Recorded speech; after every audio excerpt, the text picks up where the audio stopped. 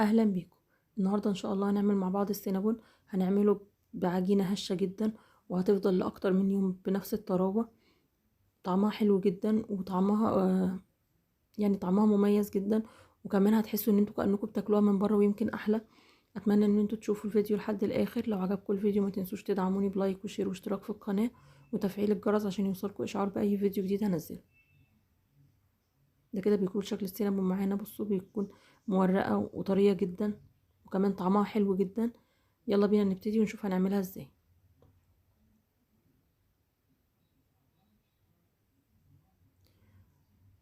في بولة هنحط كوباية لبن دافي. لازم تكون اللبن يكون دافي. عليه علبة زبادي، تفضل ان هي تكون بدرجة حرارة الغرفة. هحط عليها معلقتين سكر. هحط عليها ربع كوباية زبدة سايلة. هحط عليها معلقتين خميرة. معلقتين الخميرة تكون ممسوحة. المعالق اللي احنا بنستعملها اللي هي معالق الأكل، والمعالق ما بتبقاش مليانه قوي، اللي هي المعالق بتكون ممسوحه. معلقتين سكر ومعلقتين خميره، نبتدي نقلبهم مع بعض كويس جدا. لازم المكونات دي تتجانس مع بعض كويس قوي. بعدين هبتدي انزل ب3 كوبايات دقيق. طبعا لازم الدقيق نكون نخلينه كويس.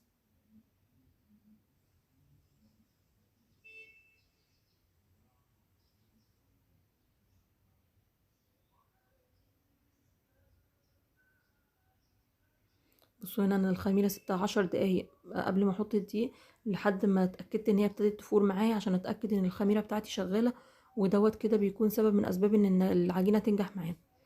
دلوقتي هبتدي احط رشه ملح صغيره جدا.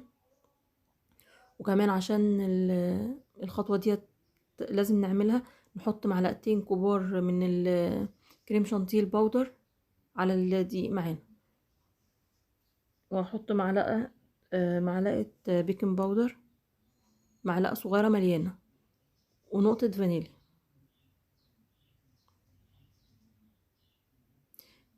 هبتدي بقى اعجن العجينة ديت كويس قوي.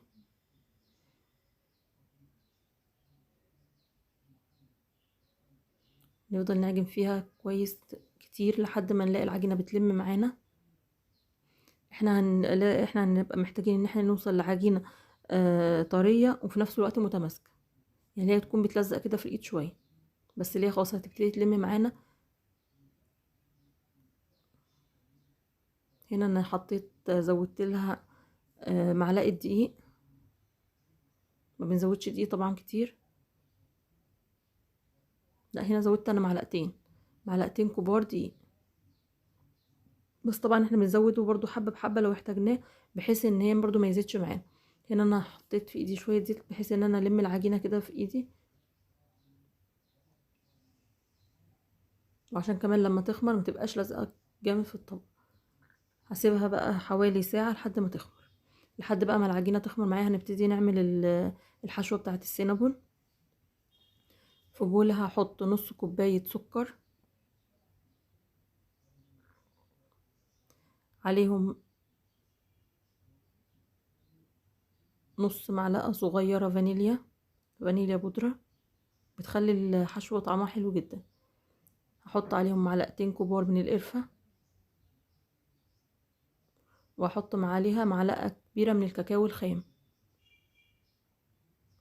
هقلب بقى الخلطة ديت مع بعض كويس قوي. يبقى هقولها تاني المكونات بتاعتها: نص كوباية سكر، معلقتين كبار قرفة، معلقة كبيرة كاكاو خام، نص معلقة صغيرة فانيليا. كده بعد ساعة كده العجينة هي خمرت معايا. هبتدي بقى اطلع منها الهواء. العجينة طرية جدا، لان احنا مستعملين فيها لبن، ومستعملين فيها زبادي، ومستعملين فيها نوعين من التخمير اللي هما البيكنج باودر والخميرة. كل الحاجات دي بتساعد ان العجينة معانا هتطلع طرية جدا وهشة. هبتدي بقى افرد العجينة بتاعتي.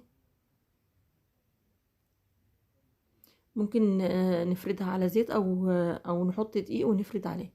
هبتدي بقى افرد العجينة بتاعتي بالشكل دوت. واحنا بنفرد نحاول نخليها اللي هي على شكل مستطيل، وعايزين نفردها ما تكونش سمكها رفيع قوي، وفي نفس الوقت ما تكونش سميكة.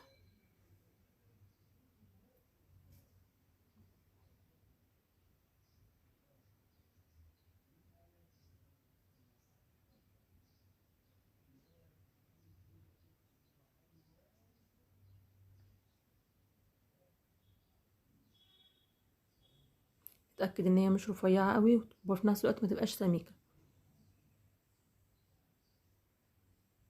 دلوقتي بقى بعد ما فردناها هبتدي احط عليها زبدة. طبعا لازم تكون طرية بحيث ان احنا تكون سهل علينا ان احنا نفردها، ونبعد عن الاطراف علشان لما نيجي نقفلها تبقى سهل علينا واحنا بنقفلها. بعد ما وزعنا الزبدة كويس على على العجينة، هبتدي بقى احط الحشوة بتاعتنا اللي احنا لسه عاملينها. ويفضل ان احنا نزود واحنا بنحط الحشوة دي عشان هي ديت اللي هتنكه العجينة بتاعتنا. هبتدي بقى اقفلها بالشكل دوت، نقفلها بالراحة بالشكل دوت. واحنا بنقفلها نحاول ان احنا نشد عليها شوية بحيث ان هي تتماسك مع بعض كويس.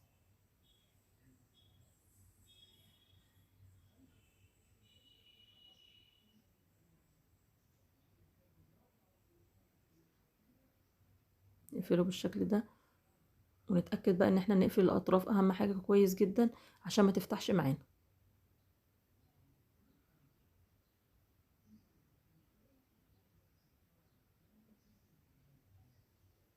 ده كده بيكون شكله معانا. هنبتدي بقى نقطعه. طبعا ممكن نقطعه بسكينة، بس لو قطعناه بسكينة يفضل ان هي تكون حامية جدا عشان ما تبوظش معانا شكل السينابون. انا بحب اقطعه بالخيط بالشكل دوت، بيخليه تقطيعته مظبوطة اكتر، والشكل بتاع السينابون بيكون احسن. ده كده بيكون شكل السينابون معانا بالشكل دوت. هبتدي بقى اكون محضرة صينية عليها ورق زبدة، وابتدي ارص عليها السينابون. ممكن لو مش موجود عندنا ورق الزبدة نبتدي نحط ندهن الصينية بزيت او بزبدة. نبتدي بقى نرص السينابون بتاعنا في الصينية.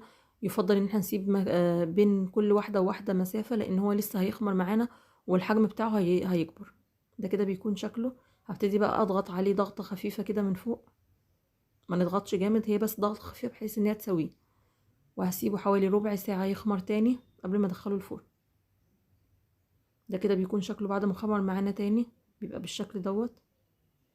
دلوقتي بقى هبتدي ادخله الفرن يكون سخن من قبل كده، ويكون الفرن على درجة حرارة 180 من تحت بس. هبتدي بقى اتابعه لحد ما نلاقي لونه ابتدى يبقى ذهبي كده، هنشوفه معانا.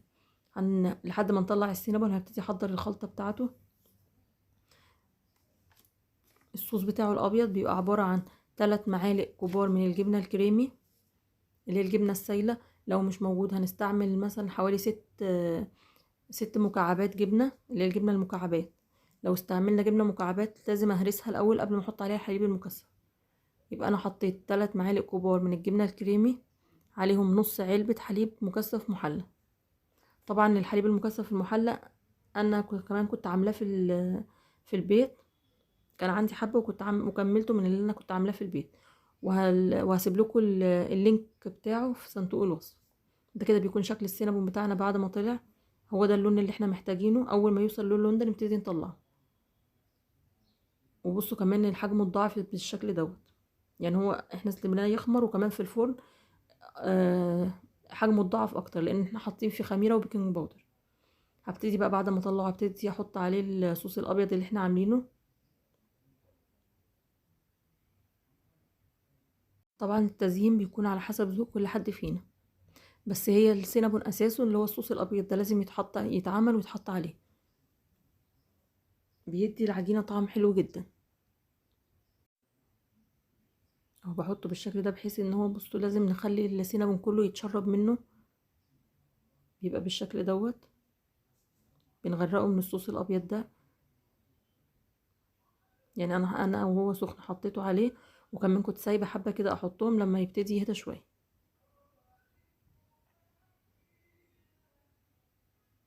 بيبقى بالشكل دوت. كمان بقى ممكن نزود عليه الصوصات زي ما هنحب. انا هنا كان عندي اللي هي البواكي بتاعه الكراميل اللي هي بتيجي مع الكريم كراميل الجاهز. ابتديت احطها بالشكل دوت. الكراميل مع السينابون بيبقى طعمه حلو جدا. لو ممكن نحط بقى عليه اللي هي صوص كراميل او صوص شوكولاته زي ما انا حطيت برضو في الباقي كده. انا في الباقيين دول حطيت صوص شوكولاته وكمان حطيت عليه كراميل، فالاتنين مع بعض كانوا حلوين جدا. شكله اصلا لوحده بجد حلو جدا، وطعمه وريحته اتمنى انكم تجربوها.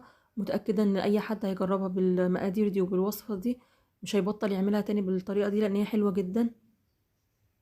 ده كده بيكون شكلها معانا السينابون. بصوا هشه جدا وطريه قوي، كمان طعمها حلو جدا. اتمنى انكم تجربوها وان شاء الله تعجبكم. بصوا بتكون مورقه اهي بالشكل دوت. اتمنى الفيديو يكون عجبكم. لو عجبكم الفيديو ما تنسوش تدعموني بلايك وشير واشتراك في القناه وتفعيل الجرس عشان يوصلكم اشعار باي فيديو جديد انزله. اشوفكم على خير ان شاء الله في فيديو جديد. مع السلامه.